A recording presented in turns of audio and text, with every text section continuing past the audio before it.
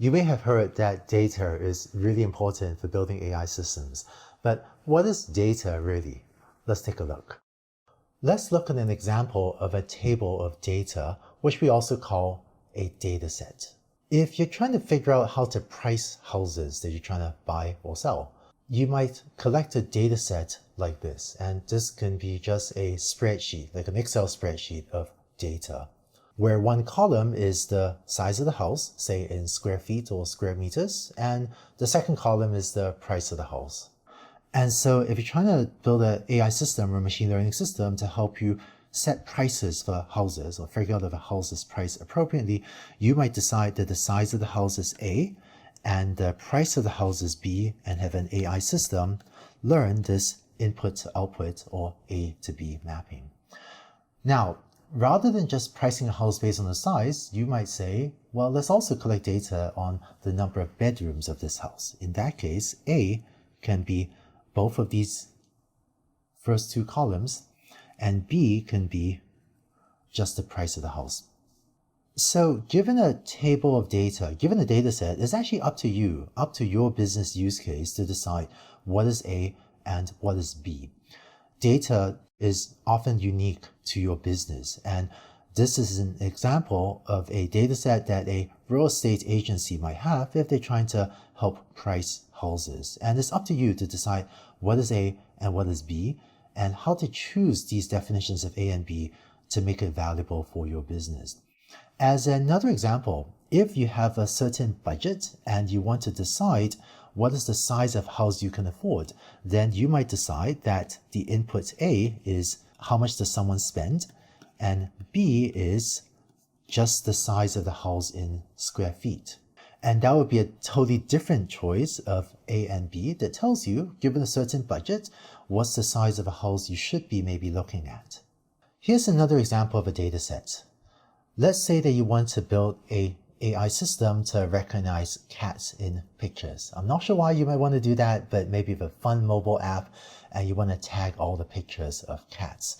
So you might collect a data set where the input A is a set of different images and the output B are labels that says, first picture is a cat, that's not a cat, that's a cat, that's not a cat, and have an AI input a picture A and output B, is it a cat or not, so you can tag all the cat pictures on your photo feed or on your mobile app. In machine learning tradition, there's actually a lot of cats in machine learning. I think some of this started when I was leading the Google Brain team and we published the results with a somewhat infamous Google cat, where an AI system learned to detect cats from watching YouTube videos. But since then, there's been a tradition of using cats as a running example when talking about machine learning. With apologies to all the dog lovers out there.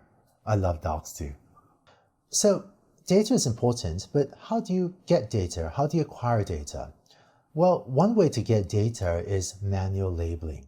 For example, you might collect a set of pictures, like these over here, and then you might either yourself or have someone else go through these pictures and label each of them. So the first one is a cat, second one is not a cat, third one is a cat, fourth one is not a cat. And by manually labeling each of these images, you now have a data set for building a cat detector. To do that, you actually need more than 4 pictures. You might need hundreds or thousands of pictures, but manual labeling is a tried and true way of getting a data set where you have both A and B. Another way to get a data set is from observing user behaviors or other types of behaviors. So for example, let's say you run a website that sells things online. So an e-commerce or an electronic commerce website, where you offer things to users at different prices and you can just observe if they buy your product or not. So just through the act of either buying or not buying your product, you may be able to collect a data set like this, where you can store the user ID, the time the user visited your website, the price you offer the product to the users, as well as whether or not they purchased it. And so just by using your website, users can generate this data from you.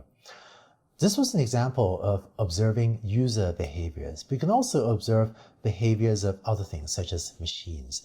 If you run a large machine in a factory and you want to predict if a machine is about to fail or have a fault, then just by observing the behavior of a machine, you can then record a data set like this. There's a machine ID, there's the temperature of the machine, there's a pressure within the machine, and then did the machine fail or not?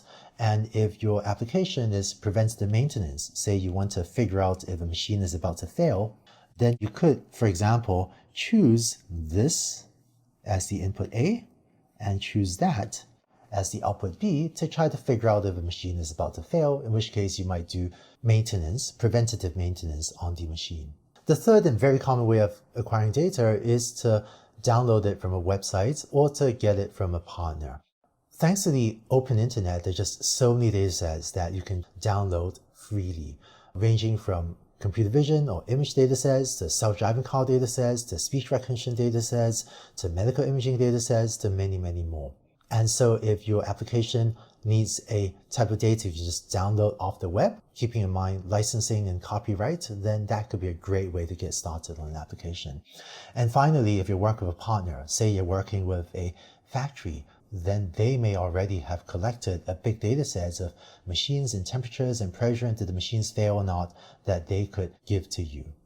Data is important, but it's also a little bit overhyped and sometimes misused. Let me describe to you two of the most common misuses or the bad ways of thinking about data. When I speak with CEOs of large companies, a few of them have actually said to me, "Hey Andrew, give me 3 years to build up my IT team. We're collecting so much data. And then after 3 years, I'll have this perfect data set and then we'll do AI then." It turns out that's a really bad strategy. Instead, what I recommend to every company is once you've started collecting some data, go ahead and start showing it or feeding it to an AI team, because often the AI team can give feedback to your IT team on what types of data to collect and what types of IT infrastructure to keep on building. For example, maybe an AI team can look at your factory data and say, "Hey, you know what? If you can collect data from this big manufacturing machine, not just once every 10 minutes, but instead once every 1 minute, then we could do a much better job building a preventative maintenance system for you." So there's often this interplay of this back and forth between IT and AI teams. And my advice is usually try to get feedback from AI earlier, because it can help you guide the development of your IT infrastructure. Second misuse of data. Unfortunately, I've seen some CEOs read about the importance of data in the news and then say, "Hey, I have so much data, surely an AI team can make it valuable." And unfortunately, this doesn't always work out. More data is usually better than less data, but I wouldn't take it for granted that just because you have many terabytes or gigabytes of data that an AI team can magically make that valuable. So my advice is don't throw data in an AI team and assume it will be valuable. In fact, in one extreme case, I saw one company go and acquire a whole string of other companies in medicine on the thesis, on the hypothesis that their data would be very valuable.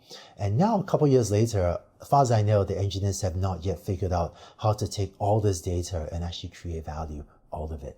So sometimes it works and sometimes it doesn't, but I would not overinvest in just acquiring data for the sake of data unless you're also getting an AI team to take a look at it, because they can help guide you to think through what is the data that is actually the most valuable.